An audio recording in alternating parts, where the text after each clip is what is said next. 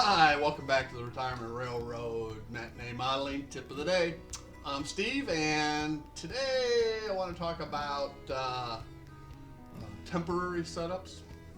There's numerous different things, but as I change cameras and show you what I'm talking about, I have my desk here, dispatcher's area, whatever, computer area, whatever you want to call it. And a lot of what is here is set up temporarily, and it's been temporary for almost a year now, 10 months at least. And so I'll have a series of tips of the day where I am setting things up in a more permanent fashion. Okay, so let's change the camera around. I'll give you an overview and then what I'm going to work on today. Okay, so here you have it. I'm running the railroad on a Surface Pro 4, I think it is, and it does the trick, but it really doesn't have the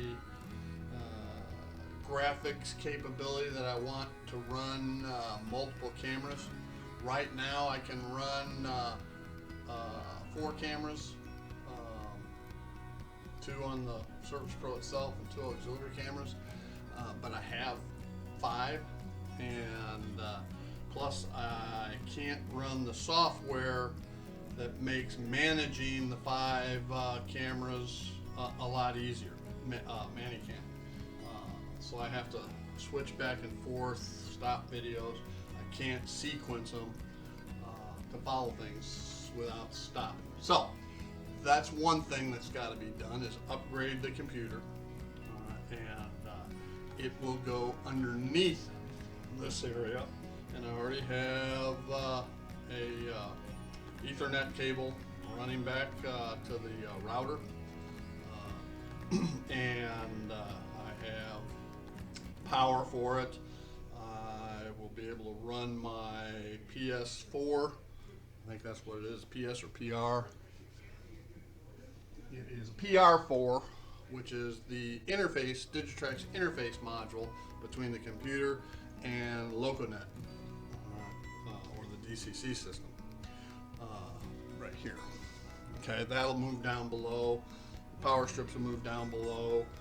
The test track, which is programming, DC variable. So when I get a non-DC locomotive, I can test it here on the DC track with a throttle pack. I make sure it's viable for a decoder. All right. Then I have a DCC test track here and a DCC programming track here. Okay. This whole thing unplugs and lifts out. All right. Eventually there will be an insert that goes where the foam is. All right. So you won't see any of the wood, and it'll be a farm scene. Okay. Along with the farm scene up the hill and around back and the corn, etc. All right. So that kind of explains that. Lighting. All right. I have one of these clip-on temporary desk lights here, which works for me now, but eventually I will have a LED light strip back behind here to light up the rest of that scene. And there will be a touchscreen monitor mounted under here on a swivel, so it folds up.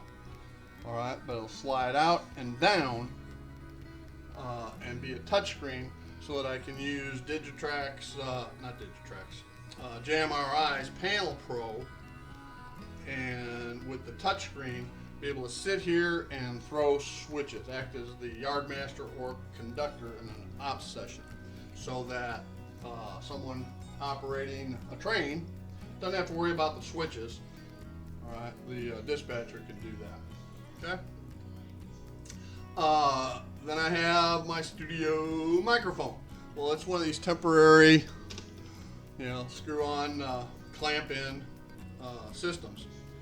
And what I am going to do today is I am gonna take it off, drill a couple holes through the mounting bracket, and mount this thing. Okay, because as you may be able to tell, this clamp is bending the bracket, and the thing keeps pulling out. And I'm lucky it hadn't fallen, so I'm going to get that taken care of today before it gets any worse. All right.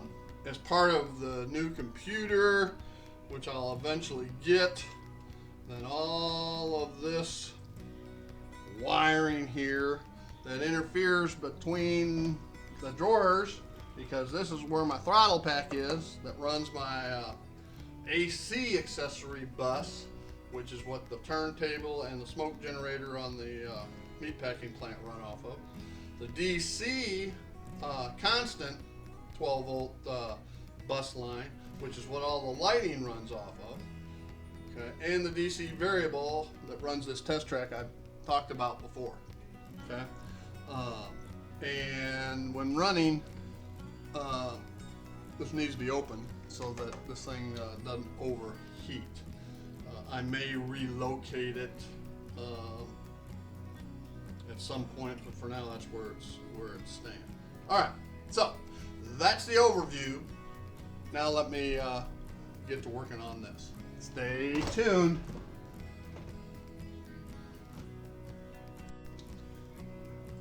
Okay, so here we go.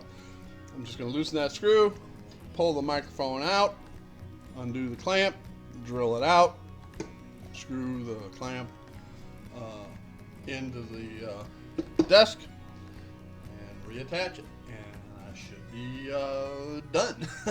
Should be very simple, so stay tuned.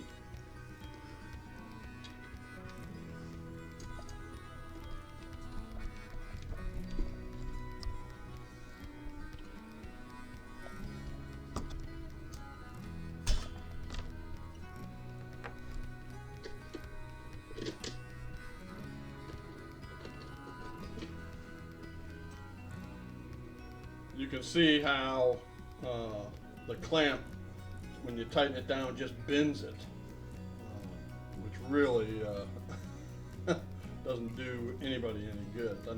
Doesn't clamp down very well at all. So let me go get this drilled out, and I'll be right back.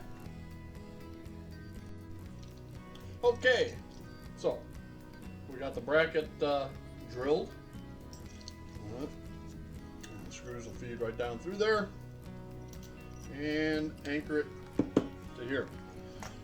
Because of this tight gap, I have to use this angle attachment. All right. So let's give it a go and see what we got.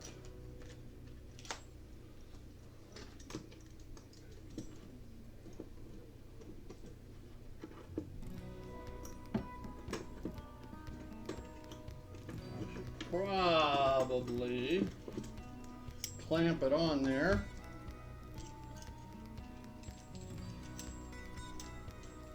Temporarily.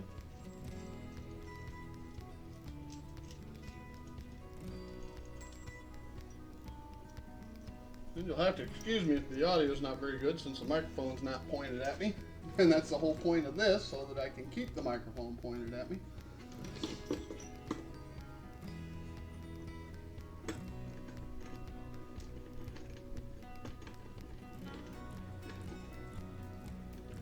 Once I get these screws started, I'll have to unclamp it, or it's going to get, the bottom's going to get in the way.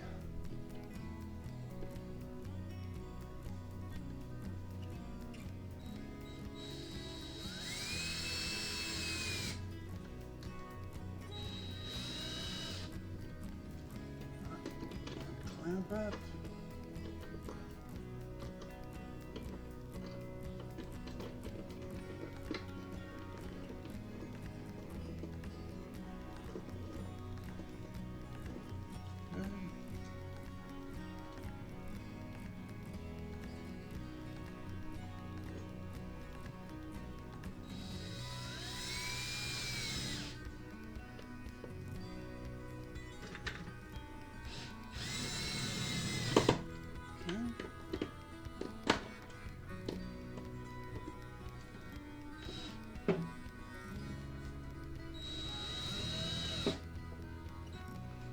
There. And we're good to go. Put her back in place.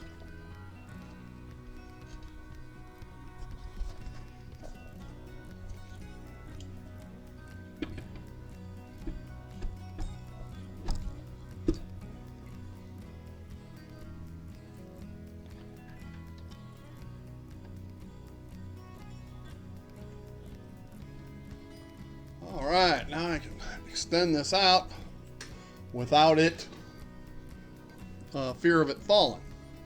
All right, I'll tighten this down just to snug it up.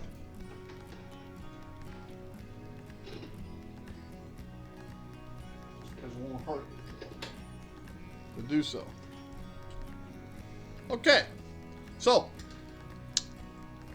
let's switch back to the other camera.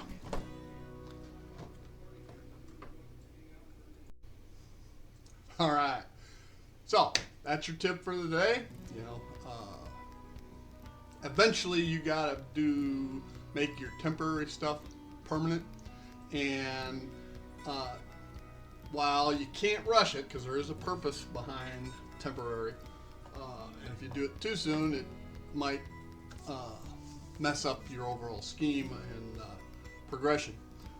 But at the earliest convenience, making something permanent is gonna help you out in the long run.